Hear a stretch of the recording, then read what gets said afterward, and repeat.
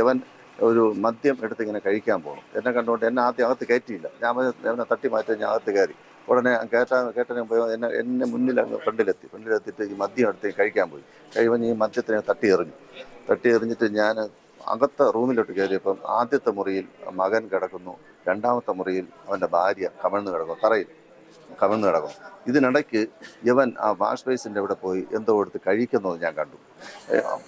Just ഒന്ന് ഇങ്ങനെ തിരിഞ്ഞു നോക്കിയപ്പോഴാണ് യവൻ എന്തോ എടുത്ത് കഴിക്കണതെന്ന്.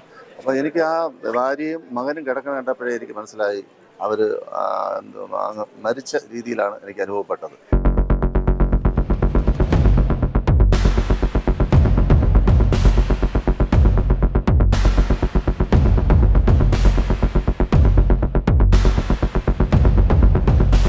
തിരുവനന്തപുരം നെയ്യാറ്റിൻകരയിൽ ഒരു കുടുംബത്തിലെ 3 പേർ വിഷം കഴിച്ചു മരിച്ച സംഭവത്തിൽ ഗൃഹനാഥൻ മണിലാൽ വിഷം കഴിച്ച് മരിച്ചു വീണത് വാർഡ് കൗൺസിലർ മഹേഷിന്റെ മുന്നിൽ.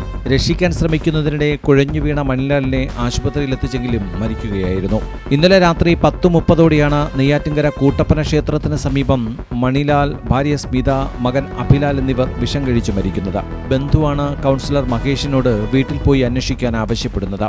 വീട്ടിലെത്തിയ കൗൺസിലർ മദ്യക്കുപ്പിയുമായി നിൽക്കുന്ന മണിലാലിനെയാണ് കാണുന്നത്. ഉടനെ മദ്യക്കുപ്പി തട്ടിയെറിഞ്ഞ് വീട്ടിനുള്ളിലേക്ക് കയറുന്നതിനിടയിൽ കയ്യിൽ കരുതിയിരുന്ന മാരകമായ വിഷം കഴിച്ച് പൊടുന്നനെ മണിലാൽ വീണു മരിക്കുകയായിരുന്നു. എന്നെ ഈ നമ്മുടെ ഒരു പൊതുപ്രവർത്തനായ പഴയ ഒരു എക്സ് കൗൺസിലർ മുണ്ടയ്ക്ക രാജേഷ് എന്നെ ഇങ്ങനെ വിളിച്ചിരുന്നു മഹേഷേട്ടാ, ഇങ്ങനെ ഈ ലാൽജി ഇങ്ങനെ എന്തോ ആസിഡ് എന്തോ കഴിക്കാൻ പോകുന്നു, കുടുംബപരമായിട്ട് ആകെ എല്ലാം ജീവിതം മുഴുവൻ മതിയാക്കാൻ പോകണമെന്ന് പറഞ്ഞു രാജേഷ് എന്നെ രാജേഷിൻ്റെ അടുത്ത് വിളിച്ച് പറഞ്ഞ് ഇവൻ ലാൽജി ഞാൻ വിളിച്ച് പറഞ്ഞു. ഇത് ഞാൻ ഊണ് കഴിഞ്ഞിട്ട് ഞാൻ ടി വി കണ്ടുകൊണ്ടിരിക്കുമ്പോഴത്തേക്ക് ആണ് വിളിച്ച് പറയുന്നത്. അപ്പോൾ ഞാനും എൻ്റെ ഈ വാർത്ത കേൾക്കാതെ വിളിച്ച് പറഞ്ഞ കേട്ടു ഞാനും എൻ്റെ മകനുമായിട്ട് കണ്ണനുമായിട്ട് ബൈക്കോട്ട് വന്ന് ഉടനെ തന്നെ ആ സ്പോട്ടിലെത്തി, അവൻ്റെ വീട്ടിലെത്തി. കൂട്ടപ്പന ക്ഷേത്രത്തിന് തൊട്ടടുത്തുള്ള വീട്ടിൽ എത്തിയ സമയത്ത് യവൻ ഒരു മദ്യം എടുത്ത് ഇങ്ങനെ കഴിക്കാൻ പോകണം. എന്നെ കണ്ടുകൊണ്ട് എന്നെ ആദ്യം അകത്ത് കയറ്റിയില്ല. അവനെ തട്ടി മാറ്റി ഞാൻ അകത്ത് കയറി. ഉടനെ കേട്ടനെ പോയി എന്നെ മുന്നിൽ അങ്ങ് ഫ്രണ്ടിലെത്തിയിട്ട് ഈ മദ്യം എടുത്ത് കഴിക്കാൻ പോയി. കഴിയുമ്പോൾ ഈ മദ്യത്തിനെ തട്ടി എറിഞ്ഞിട്ട് ഞാൻ അകത്തെ റൂമിലോട്ട് കയറിയപ്പം ആദ്യത്തെ മുറിയിൽ മകൻ കിടക്കുന്നു, രണ്ടാമത്തെ മുറിയിൽ അവൻ്റെ ഭാര്യ തറയിൽ കമഴ്ന്ന് കിടക്കും. ഇതിനിടയ്ക്ക് യവൻ ആ വാഷ് ബേസിൻ്റെ അവിടെ പോയി എന്തോ എടുത്ത് കഴിക്കുന്നത് ഞാൻ കണ്ടു. ജസ്റ്റ് ഒന്ന് ഇങ്ങനെ തിരിഞ്ഞു നോക്കിയപ്പോഴാണ് യവൻ എന്തോ എടുത്ത് കഴിക്കണതെന്ന്. അപ്പോൾ എനിക്ക് ആ ഭാര്യയും മകനും കിടക്കണ കണ്ടപ്പോഴേ എനിക്ക് മനസ്സിലായി അവർ മരിച്ച രീതിയിലാണ് എനിക്ക് അനുഭവപ്പെട്ടത്. ഇത് കണ്ടുകൊണ്ട് ഞാൻ യവൻ എടുത്ത് കഴിച്ചുകൊണ്ട് യവൻ ഇങ്ങനെ കോഴി കറങ്ങുന്നത് പോലെ കറങ്ങി പോയതുകൊണ്ട് യവനെ ഞാനും എൻ്റെ മകനും കൂടെ പിടിച്ച കസേരയിരുത്തി. എനിക്ക് ഞാൻ എൻ്റെ പെട്ടെന്ന് ആംബുലൻസ് 108 വിളിക്കാൻ പറഞ്ഞു. 108 വരുന്നതിന് മുമ്പ് തന്നെ അവിടെ ഒരു കാറ് വന്നു. അപ്പുറത്തെ വീട്ടിലൊരു കാർ ഫാമിലി ആയിട്ട് അവരെ ഇറക്കി വിട്ട് ഞാൻ പെട്ടെന്ന് ഈ മകനെയും അഭിലാലിനെയും സ്മിത അവൻ്റെ ഭാര്യയെയും പെട്ടെന്ന് വണ്ടി കയറ്റുമെന്ന് പറഞ്ഞാൽ കോഴി ചത്തതുപോലെ ഞാൻ കുഴഞ്ഞു ഞാൻ പെട്ടെന്ന് വണ്ടിയിലെടുത്ത് കയറ്റി ഇവർ രണ്ടുപേരെയും ഞാൻ തന്നെ വണ്ടി ഇരുന്നുകൊണ്ട് പെട്ടെന്ന് ഇവരെ നെയ്യാറ്റിൻകര ഹോസ്പിറ്റലിൽ ഡോക്ടറെ കാണിച്ചപ്പോൾ തന്നെ അവർ പൾസും ഒന്നുമില്ല, ECG ഒക്കെ നോക്കി ഒന്നുമില്ല, മരിച്ച അവസ്ഥയിലായി.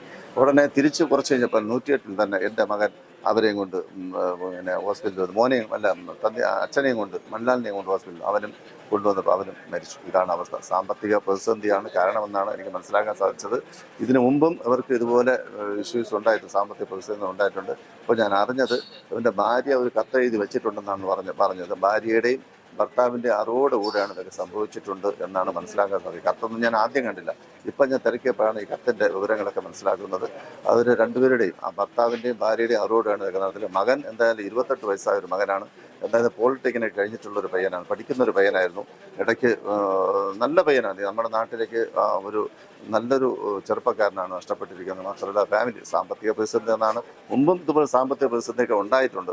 അപ്പോഴും ഞങ്ങളൊക്കെ ഇടപെട്ട് നമ്മൾ സുഹൃത്തും കൂടിയാണ് ഈ പയ്യൻ, ലാലെന്ന് വിളിക്കുന്ന പയ്യൻ. അവന് നമ്മുടെ മുമ്പൊക്കെ ഈ സാമ്പത്തിക പ്രതിസന്ധികളൊക്കെ നമ്മളൊക്കെ ഇടപെട്ട് ഇങ്ങനെ ഇതൊക്കെ സാധാരണ ഉണ്ടാകുന്നതാണ്, നമുക്കൊക്കെ തരണം ചെയ്യാം എന്നൊക്കെ പറഞ്ഞ് പല വിധത്തിലും സാമ്പത്തിക പ്രതിസന്ധി നമ്മൾ പരിഹരിക്കപ്പെട്ടെന്ന് പറഞ്ഞാൽ നമ്മൾ സമാധാനപ്പെടുത്തി ഒക്കെ പരിഹരിക്കപ്പെട്ടിട്ടുണ്ട്. പക്ഷേ ഇന്നിപ്പം എന്തോ ദാരുണമായ ഒരു സംഭവമായി നെയ്യാറ്റിൻകരക്കാർ ആകെ ഞെട്ടിക്കുന്ന ഒരു സംഭവമായി എന്നാണ് നമുക്ക് വിശ്വസിക്കുന്നത്. എന്തായാലും ഒരു ദാരുണമായ ഒരു സംഭവമായിട്ട് കുടുംബത്തിൽ ഒരു മകനേ ഉള്ളൂ. ആ മകൻ ഉൾപ്പെടെ ആ കുടുംബത്തിൽ ഇനി അവശേഷിക്കുന്ന ആരുമില്ല. എല്ലാവരും നഷ്ടപ്പെട്ട ഒരു കുടുംബമായി മാറി. മണിലാലിനും കുടുംബത്തിനും സാമ്പത്തിക ബാധ്യതയുണ്ടെന്നാണ് പോലീസ് അറിയിക്കുന്നത്.